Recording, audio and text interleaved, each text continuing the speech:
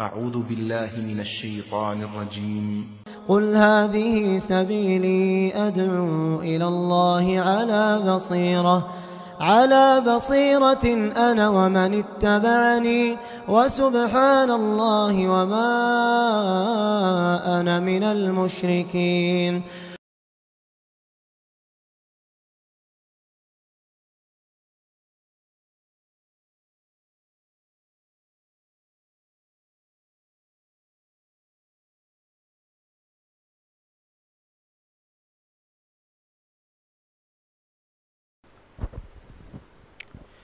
إن الحمد لله نحمده ونستعينه ونستغفره ونؤمن به ونتوكل عليه ونعوذ بالله من شرور أنفسنا ومن سيئات أعمالنا من يهده الله فلا مضل له ومن يضلل فلا هادي له وأشهد أن لا إله إلا الله وحده لا شريك له وأشهد أن محمدا عبده ورسوله. يا أيها الذين آمنوا اتقوا الله حق تقاته ولا تموتن إلا وأنتم مسلمون.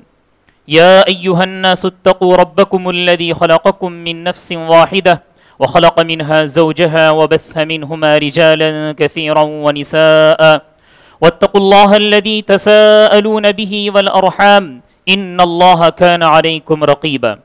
يا أيها الذين آمنوا اتقوا الله وقولوا قولا سديدا يصلح لكم أعمالكم ويغفر لكم ذنوبكم ومن يطع الله ورسوله فقد فاز فوزا عظيما. أما بعد فإن خير الحديث كتاب الله وخير الهدي هدي محمد صلى الله عليه وسلم وشر الأمور محدثاتها وكل محدثة بدعة وكل بدعة ضلالة وكل ضلالة في النار. فأعوذ بالله من الشيطان الرجيم. بسم الله الرحمن الرحيم. قل إن كنتم تحبون الله فاتبعوني يحببكم الله ويغفر لكم ذنوبكم والله غفور رحیم. محترم بزرگوں، بھائیوں، پردہ نشین باعزت ماؤں اور بہنوں، جیسا کہ ہم سب جانتے ہیں یہ ماہ شعبان ہے اور چند ہی دنوں کے بعد ایک مقدس مہینہ ہم پانے والے ہیں، وہ ہے رمضان المبارک. دعا ہے کہ اللہ رب العالمین ہم تمام کو وہ مہینہ نصیب کریں، آمین، اور اللہ رب العالمین کے رضا کے مطابق اس میں عمل کرنے کی بھی توفیق دے. محترم حاضرین، ماہ شعبان کا اسلام کے اندر کیا مرتبہ ہے اس کا؟ اس مہینے میں ایک مسلمان کو کیا کرنا چاہیے؟ ایک مسلمان کو اس مہینے میں کیا نہیں کرنا چاہیے؟ کن چیزوں سے دور رہنا چاہیے؟ ان تمام باتوں کو سامنے رکھ کر انشاءاللہ میں آپ کے سامنے کچھ مسائل پیش کروں گا.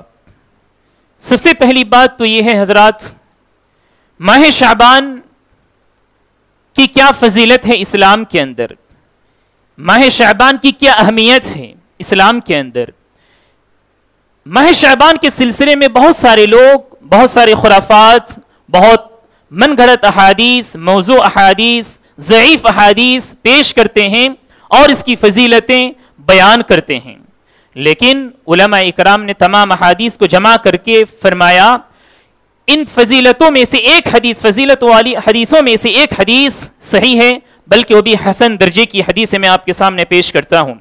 اسامہ بن زید رضی اللہ عنہ فرماتے ہیں کہ میں نے پیارے نبی صلی اللہ علیہ وسلم سے فرمایا، یا رسول اللہ لم ارک تصوم شہرا من شہور ما تصوم من شعبان.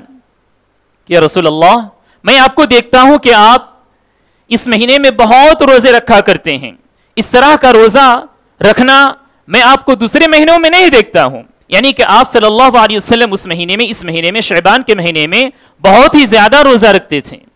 تو پیارے نبی صلی اللہ علیہ وسلم نے جواب میں فرمایا، ذَلِكَ شَهْرٌ يَغْفَلُ عَنْهُ النَّاسِ بَيْنَ رَجَبْ وَرَمَضَانِ.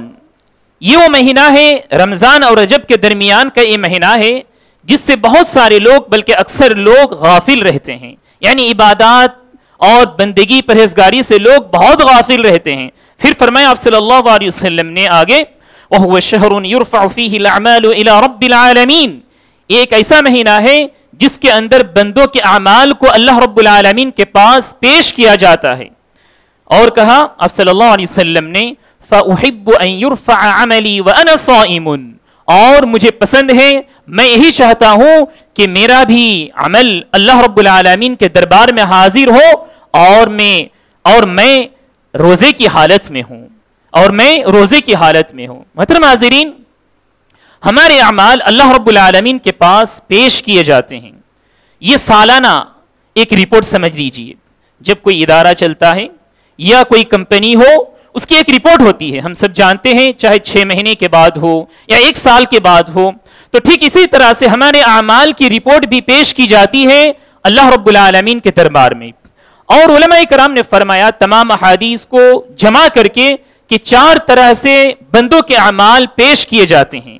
یہ جیسا کہ میں نے ابھی تھوڑی دیر پہلے کہا آپ سے، سالانہ رپورٹ، یہ شعبان کے مہینے میں ہمارے اعمال کی رپورٹ پیش کی جاتی ہے. اسی طرح سے ابو موسیٰ الاشعری رضی اللہ عنہ کی ایک حدیث ہے بخاری کے اندر، اور اسی طرح سے مسلم کے صحیح مسلم کے اندر بھی موجود ہے. وہ فرماتے ہیں ان اللہ عز وجل يرفع إليه عمل الليل قبل عمل النهار وعمل النهار قبل عمل الليل وأن أعمال الأسبوع تعرض يوم الاثنين ويوم الخميس.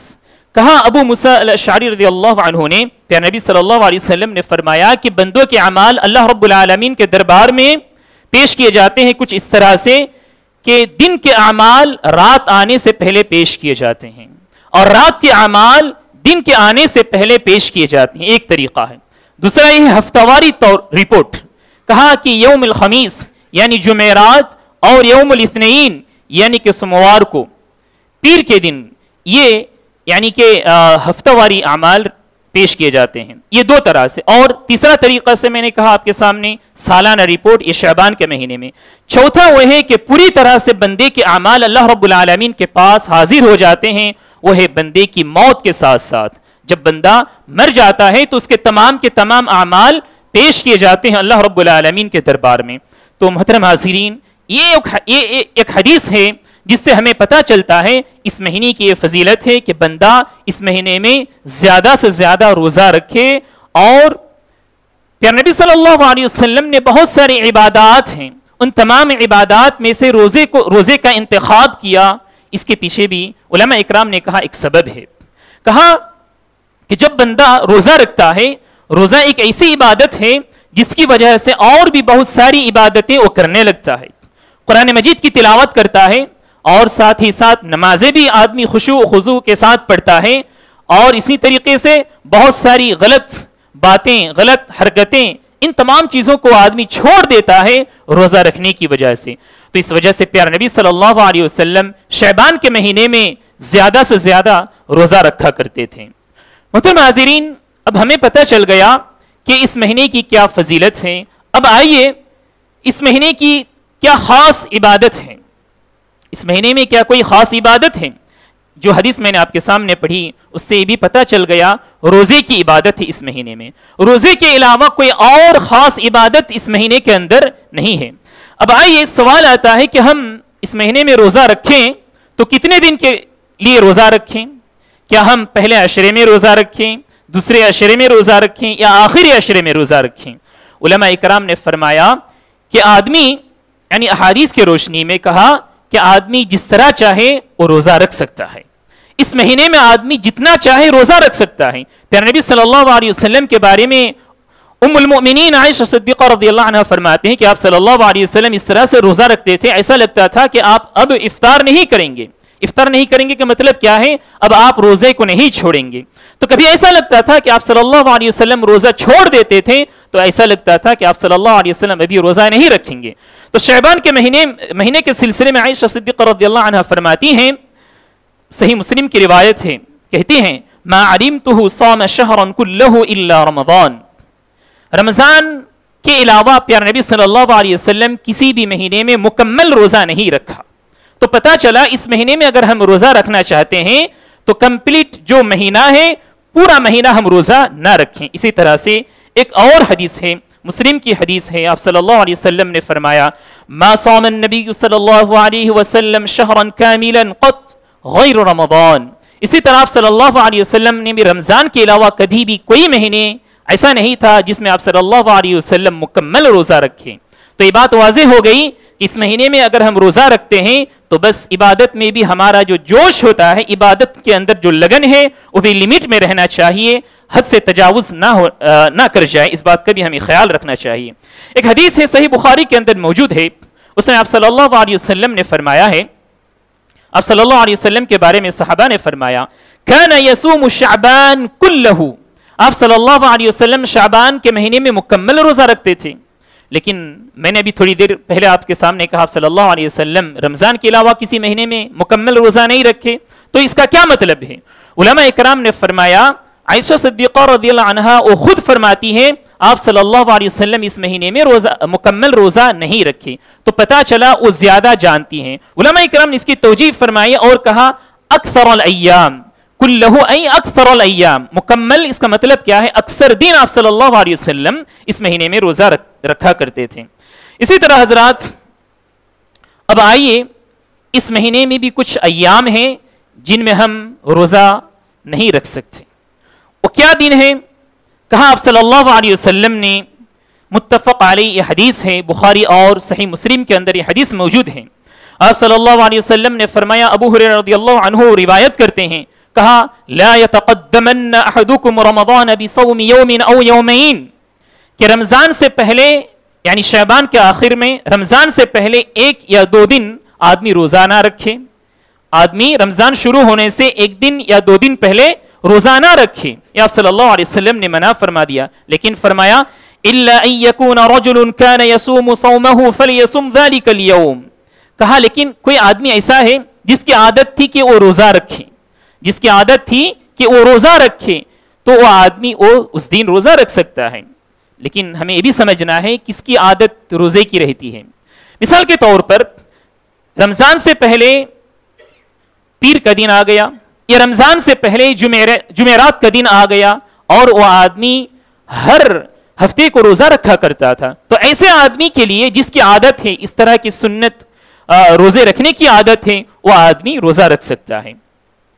اسی طرح حضرات اس حدیث سے وہ بھی بات ہمیں اس بات کے لیے بھی دلیل ملتی ہے کہ آدمی شعبان کے مہینے میں مکمل روزہ نہ رکھے، کیونکہ آپ صلی اللہ علیہ وسلم نے اس میں فرما دیا کہ آدمی جو آخری دو دن ہے اس میں روزہ نہ رکھے. اسی طرح ایک اور حدیث ہے، نصف شعبان کے بعد یعنی کہ آدھا شعبان کے بعد آدمی روزہ نہ رکھے. یہ بھی ایک حدیث ہے. آپ صلی اللہ علیہ وسلم نے فرمایا، ابو ہریرہ رضی اللہ عنہ اس کے راوی ہیں، اذا انتصف شعبان فلا تصوموا.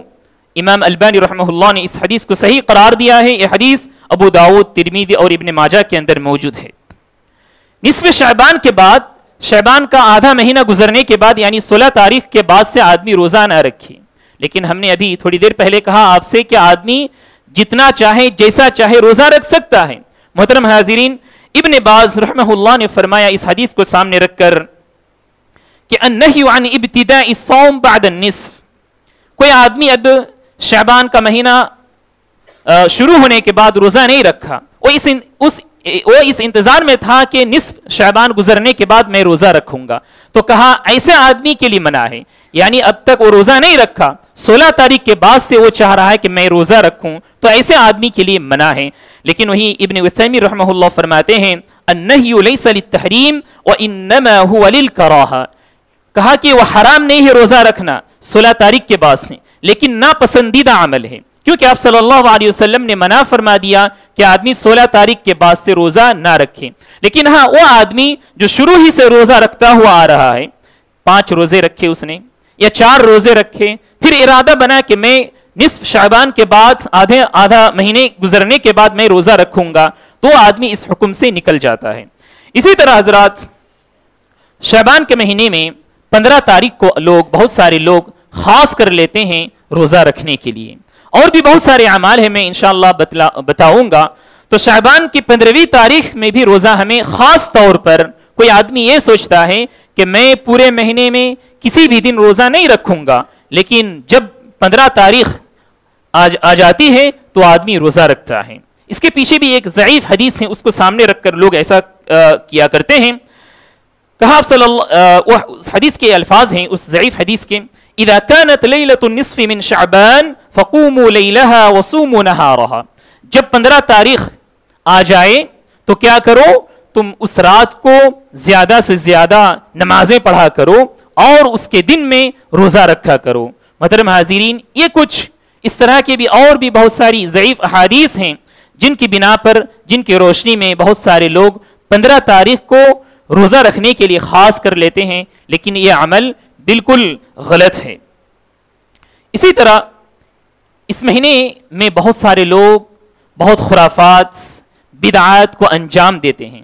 اب آئیے, جیسا کہ میں نے پہلے آپ کے سامنے کہا کہ یہ مہینہ بہت بابرکت فضیلت والا مہینہ ہے, اور ساتھ ہی ساتھ میں نے آپ کے سامنے یہ بھی پیش کیا کہ اس مہینے میں اگر کوئی بندہ یہ چاہتا ہے کہ یہ فضیلت والا مہینہ ہے تو میں کیا عبادت کروں, تو اس بندے کو چاہیے کہ وہ زیادہ سے زیادہ روزہ رکھیں. اور روزہ بھی کس طرح سے رکھیں, وہ روزہ رکھے آخری جو 2 دن ہیں ان کو چھوڑ دیں اور صرف 15 تاریخ کے بعد خاص نہ کر لیں, اور اسی طرح سے 15 تاریخ کو ہی خاص نہ کر لیں. یہ بات تھی روزے کے سلسلے میں. اب آئیے, اس مہینے میں لوگ جو ہے بہت ساری عبادتیں کرتے ہیں جن کی کوئی حقیقت نہیں ہے شریعت اسلامیہ کے اندر, جن کی کوئی دلیل نہیں ہے. اگر دلیل آدمی پیش بھی کیا کرتے ہیں وہ بھی ضعیف اور من گڑت بہت ساری دلیلیں ہوا کرتی. میں آپ کے سامنے کچھ اعمال پیش کروں گا.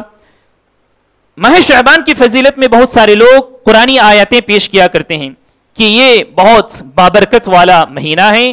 اس رات میں, اس مہینے میں ایک رات ہے, وہ 15 تاریخ والی رات ہے جس میں نعوذ باللہ وہ لوگ کہا کرتے ہیں کہ قرآن مجید اس رات میں نازل ہوا ہے, اور سورہ دخان کو پڑھا کرتے ہیں, اِنَّا أَنزَلْنَاهُ فِي لَيْلَةٍ مُبَارَكَةٍ إِنَّا كُنَّا مُنذِرِينَ.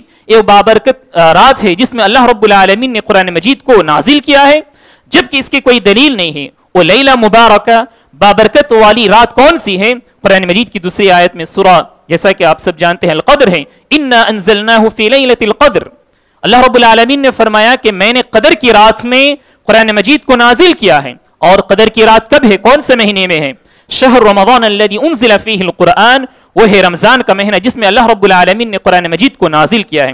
تو اس سے پتا چلا یہ جو تفسیر بہت سارے لوگ پیش کیا کرتے ہیں یہ بالکل جھوٹی تفسیر ہے, غلط تفسیر ہے. سورہ دخان کی یہ تیسری آیت کو جو ہے فٹ کرتے ہیں 15 تاریخ کی رات کے ساتھ. اسی طرح حضرات, لوگ کہتے ہیں کہ اس رات میں سورہ یاسین کی تلاوت زیادہ سے زیادہ کی جائے, سورہ یاسین کی تلاوت اس رات میں زیادہ سے زیادہ کی جائے. یہ بھی بے بنیاد عمل ہے. اسی طرح ایک نماز ہے صلاۃ الفیہ. صلاۃ الفیہ کے نام سے بہت سارے لوگ ایک نماز کو پڑھا کرتے ہیں, اس کو رائج کر لیا ہے, گڑھ لیا ہے. الفیہ کا مطلب کیا ہے؟ 1000. الف کہتے ہیں 1000 کو, کہتے ہیں کہ 1000 رکعتیں آدمی کو پڑھنی چاہیے, اور ہر رکعت میں سورہ فاتحہ کے بعد 10 مرتبہ سورہ اخلاص پڑھیں. قل هو اللہ احد اللہ الصمد لم یلد ولم یولد ولم یکن لہ کفوا احد. 10 مرتبہ پڑھا کریں. نعوذ باللہ من ذالک. آدمی محنت کرتا ہے, جدوجہد کرتا ہے, لیکن کوئی بنیاد نہیں ہے, پیارے نبی صلی اللہ علیہ وسلم کی کوئی تعلیم نہیں ہے. آدمی اپنے آپ کو خامخواہ تھکاتا ہے, پریشان کرتا ہے, اور اس کو نتیجے میں کچھ نہیں ملتا ہے. اللہ رب العالمین نے ایسے لوگوں کے بارے میں فرمایا ہے قرآن مجید کے اندر, قل هل ننبئكم بالاخسرين اعمالا الذين ضل سعيهم في الحياة الدنيا وهم يحسبون انهم يحسنون صنعا. کہ اے پیغمبر, ہم آپ کو ایسے لوگوں کے بارے میں نہ کہیں جو لوگ اپنے آپ کو بہت تھکاتے ہیں, محنت اور جدوجہد کیا کرتے ہیں, اور وہ اپنے سوچ میں یہ سوچتے ہیں, یہ گمان کرتے ہیں کہ ہم بہت ہی اچھا کیا کرتے ہیں. نعوذ باللہ, ایسے اعمال سے ہمیں اللہ رب العالمین بچائے. اسی طرح حضرات, اس رات کو شعبان کی 15ویں تاریخ کی رات کو لوگ قبروں کی زیارت کیا کرتے ہیں. قبریں جاتے ہیں, جو ہے قبروں کے پاس جا کر لوگ بہت ساری حرکتیں کیا کرتے ہیں. موم بتی جلاتے ہیں, چراغ جلاتے ہیں, لائٹنگ کرتے ہیں. سبحان اللہ, اس طرح کے اعمال کرتے ہیں, جبکہ پیارے نبی صلی اللہ علیہ وسلم, صحابہ اکرام رضوان اللہ علیہم اجمعین, اور اسی طرح سلف صالحین سے اس کی کوئی دلیل نہیں ہے. اسی طرح کہتے ہیں لوگ کہ اس دن 15ویں تاریخ کی رات یا دن کو مردوں کی روحیں حاضر ہوتی ہیں. رشتہ داروں میں سے جو لوگ انتقال کر گئے ہیں ان کی روحیں ہمارے پاس آتی ہیں اور گردش کرتی رہتی ہیں. نعوذ باللہ. یہ بالکل قرآن مجید اور احادیث مبارکہ سے بالکل تضاد ہے. میں آپ کے سامنے بتلاؤں کہ روحوں کے سلسلے میں ایک دو بات. اللہ رب العالمین نے قرآن مجید میں فرمایا وَمِن وَرَائِهِمْ بَرْزَخٌ إِلَى يَوْمِ يُبْعَثُونَ کہ جب لوگ مر جاتے ہیں مرنے کے بعد ان کے درمیان اور دنیا کے درمیان جو ہے ایک پردہ حائل ہو جاتا ہے, اس کو برزخ کہا کرتے ہیں. برزخی دنیا. اور اس دنیا میں آدمی کب تک رہے گا؟ جب تک اللہ رب العالمین دوبارہ نہ اٹھائے گا, وہ قیامت تک. تو پتا چلا کہ روح دوبارہ واپس نہیں آتی ہے. میں آپ کے سامنے ایک اور واقعہ پیش کروں, صحیح حدیث کی روشنی میں ہے وہ, کہ روح دوبارہ واپس نہیں آ سکتی. ایک بہت ہی مشہور صحابی ہیں جابر بن عبداللہ رضی اللہ عنہ. غزوہ احد میں ان کے والد کا انتقال ہو گیا, عبداللہ بن حرام رضی اللہ عنہ. ان کے انتقال کے بعد یہ جابر رضی اللہ عنہ وہ تھوڑی دیر کے لیے پریشان تھے, کیونکہ ان کے والد کے انتقال کے بعد ان کے سر بڑی ذمہ داری آ گئی تھی. ان کی کئی بہنیں تھیں اور ساتھ ہی ساتھ ان کے والد پر جو ہے قرض بھی تھا. تو پیارے نبی صلی اللہ علیہ وسلم نے ان کو رنجیدہ دیکھا, بہت ہی بے چین تھے کہ میں یہ ذمہ داری کیسے نبھاؤں. پیارے نبی صلی اللہ علیہ وسلم نے فرمایا کہ اے جابر, کیا میں تمہیں خوشخبری نہ سناؤں؟ انہوں نے جواب میں کہا ضرور یا اللہ کے رسول, آپ سنائیے. آپ صلی اللہ علیہ وسلم نے فرمایا کہ تمہارے والد کو اللہ رب العالمین نے زندہ کیا اور پھر اللہ رب العالمین ان سے بات کی. اللہ رب العالمین ان سے بات کی, کیوں؟ اس لیے کہ وہ شہید تھے, شہید کا مرتبہ بہت ہی بلند ہے. تو اللہ رب العالمین نے ان سے بات کی اور ان سے کہا کہ تمہاری کیا خواہش ہے, تمہاری کیا مرادیں ہیں, تم مانگو. تو انہوں نے کہا کہ میں دوبارہ دنیا میں جانا چاہتا ہوں, میں دوبارہ دنیا میں واپس جانا چاہتا ہوں. کیوں کہا انہوں نے جب دیکھا کہ اللہ رب العالمین نے شہید کے لیے یہ درجات, یہ نعمتیں اللہ رب العالمین نے رکھی ہے جنت کے اندر, تو انہوں نے چاہا کہ میں پھر دوبارہ جاؤں اور شہید ہو جاؤں, پھر میرا درجات اور بلند ہوتا رہے. تو اللہ رب العالمین نے جواب میں کہا انہو سبق منی انہم الیہا لا یرجعون, کہ یہ وہ بات ہے کہ فیصلہ ہو چکا ہے کہ دنیا میں آدمی دوبارہ نہیں جا سکتا. سبحان اللہ, اس صریح بات ہے کہ آدمی کی روح یا آدمی دوبارہ دنیا میں واپس نہیں آ سکتا. تو کیسے یہ لوگ یہ کہا کرتے ہیں کہ مردوں کی روحیں دوبارہ واپس آتی ہیں؟ اسی طرح حضرات, اس مہینے میں لوگ آتش زنی کیا کرتے ہیں, آگ جلایا کرتے ہیں اور بہت سے جو ہے انوکھے انداز سے اس کو پیش کیا کرتے ہیں. تو ہم سب کو چاہیے کہ یہ جو من گھڑت اعمال ہیں, اور بھی بہت سارے اعمال ہیں جو نہیں ہے وہ چیزیں لوگ اکثر کیا کرتے ہیں, اور جو ثابت شدہ چیزیں ہیں ان کو لوگ چھوڑ دیتے ہیں. یہ میں نے سمجھا آپ کے سامنے کچھ اعمال پیش کروں جو لوگ کیا کرتے ہیں, بدعات اور خرافات ہیں, جبکہ وہ لوگ یہ اپنے اندر یہ سمجھتے ہیں کہ یہ ہم بہت ہی اچھے اعمال کرتے ہیں, لیکن ایسی بات نہیں ہے. جیسا کہ میں نے آپ کے سامنے تھوڑی دیر پہلے آیت سنائی کہ لوگ محنت کیا کرتے ہیں, جدوجہد کیا کرتے ہیں, لیکن اس بات سے آری رہتے ہیں, دور رہتے ہیں کہ کیا میرا یہ عمل صحیح ہو رہا ہے یا نہیں. خود تو نہیں سوچتے, اور سوچتے بھی ہیں تو معاشرہ کا وہ سوچتے ہیں کہ میں اب تک جس معاشرے میں پلا ہوں, بڑا ہوں, کیسے میں اس کو چھوڑ دوں, میرے باپ دادا نے ایسا کیا تھا, نعوذ باللہ من ذالک. محترم بھائیوں, یہ سوچ ایک مسلمان کی سوچ نہیں ہے, یہ سوچ ایک مومن کی سوچ نہیں ہے, یہ سوچ کافرانہ سوچ ہے, منافقانہ سوچ ہے. قرآن مجید کی بہت سارے مقامات پر آپ دیکھیں گے کہ پیارے نبی صلی اللہ علیہ وسلم نے جب کفار کے سامنے دعوت پیش کی تو ان لوگوں نے بار بار جواب میں ہی کہا کہ میں اپنے باپ دادا کے دین کو چھوڑ دوں, کہ میں اپنے باپ دادا کے دین کو چھوڑ دوں. محترم حاضرین, اگر آپ اپنی نجات چاہتے ہیں, اگر آپ اپنی فلاح اور کامرانی چاہتے ہیں, تو آپ کو چاہیے آپ اپنی اصلاح دیکھیں, آپ اپنی اصلاح کی فکر کریں, آپ آس پاس کسی آدمی کو نہ دیکھیں. کیوں؟ اس لیے کہ کل قیامت کے روز آپ کو جو سوالات کیے جائیں گے کوئی دوسرا نہیں آئے گا اور کہے گا کہ میں ان کے ہو کر ان کی طرف سے میں جواب دے رہا ہوں. ہر ایک کو اپنی قبر میں جا کر اپنا جواب دینا پڑے گا. تو ہمیں چاہیے کہ ہم اعمال کریں, اعمال کے ساتھ ساتھ یہ بھی دماغ میں یہ بات بھی بٹھا کر رکھیں کیا میرے یہ اعمال صحیح ہو رہے ہیں یا نہیں، کیا پیارے نبی صلی اللہ علیہ وسلم کی اتباع ہو رہی ہے یا نہیں، اس بات کو بھی ہم اپنے دماغ میں رکھیں۔ یہ کچھ باتیں تھیں میں نے آپ کے سامنے سوچا کہ پیش کروں تاکہ ہم متنبہ رہیں خرافات اور بدعات سے، اور جو خاص عمل ہے اس مہینے کے اندر وہ روزے کا عمل ہے، اس کو ہم زیادہ سے زیادہ اس کو عمل کرنے کی کوشش کریں۔ اللہ رب العالمین سے دعا ہے کہ اللہ تعالی ہم تمام کو سنت کے مطابق عمل کرنے کی توفیق عطا فرمائے، آمین۔ اور اللہ رب العالمین ہم تمام کو بدعات خرافات سے بچائے رکھے، آمین۔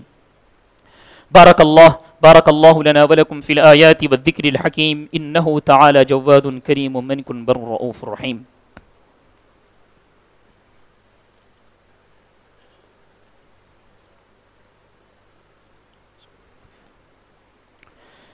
إن الحمد لله نحمده ونستعينه ونستغفره ونؤمن به ونتوكل عليه ونعوذ بالله من شرور أنفسنا ومن سيئات أعمالنا، من يهده الله فلا مضل له ومن يضلل فلا هادي له، وأشهد أن لا إله إلا الله وحده لا شريك له، وأشهد أن محمدا عبده ورسوله۔